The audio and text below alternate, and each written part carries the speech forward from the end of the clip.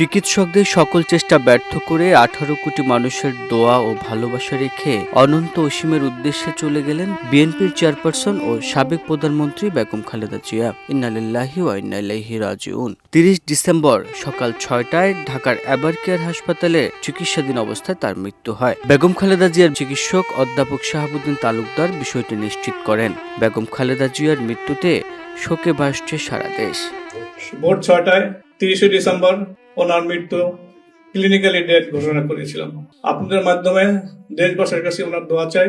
আপনারা দোয়া করবেন উনি যেন বেহেশতবাসী হন।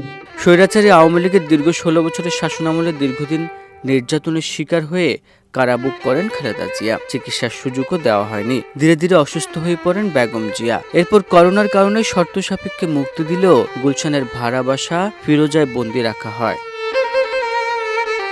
আওয়ামী লীগের শাসনামলে চিকিৎসা না পাওয়ায় ধীরে ধীরে হৃদরোগ, ডায়াবেটিস, আর্থ্রাইটিস, লিভার সিরোসিস, কিডনির জটিলতা সহ নানা শারীরিক অসুস্থতা দেখা দেয় খালেদা জিয়ার। এর মধ্যে ২০২৪ সালের জুলাইতে কোটা সংস্কার আন্দোলনের দাবিতে দেশ জুড়ে শুরু হয় আন্দোলন, যা শেষ পর্যন্ত সরকার পতনের আন্দোলনে গড়ায়। টানা ৩৫ দিনের রক্তক্ষয়ী আন্দোলনের পর ৫ আগস্ট দেশ ছেড়ে ভারতে পালিয়ে যায় শেখ হাসিনা। পরদিন ৬ আগস্ট খালেদা জিয়াকে মুক্তি দেওয়া হয়। এরপর উন্নত চিকিৎসার জন্য চলতি বছরের ৭ জানুয়ারি লন্ডনে যান খালেদা জিয়া। ১১৭ দিন লন্ডনে অবস্থান শেষে গত ৬ মে তিনি দেশে ফেরেন। তার স্বাস্থ্যের অনেকটা উন্নতি হয়েছিল, তবে নানা রোগের জটিলতা ও বয়সও ছিল প্রতিকূল। প্রায় গুরুতর অসুস্থ হয়ে পড়তেন।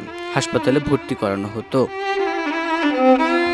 সবশেষ গত ২৩ নভেম্বর তাকে রাজধানীর এবারকেয়ার হাসপাতালে নেওয়া হয়। ১ মাস ৭ দিন তিনি সেখানে চিকিৎসাধীন ছিলেন। কেফায়েতুল্লাহ, দেশ রূপান্তর।